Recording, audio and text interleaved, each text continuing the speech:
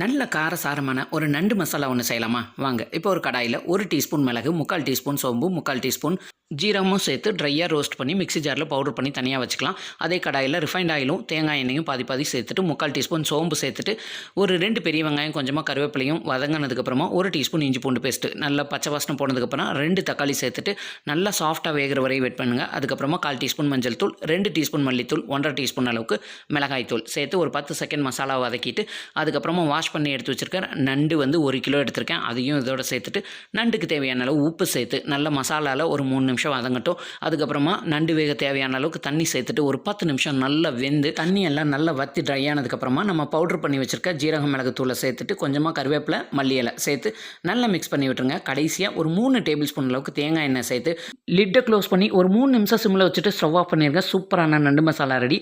இதோட detail video வேணும்னா கீழே ப்ளே பட்டனை கிளிக் பண்ணி பாருங்கள். மறக்காமல் சப்ஸ்கிரைப் பண்ணி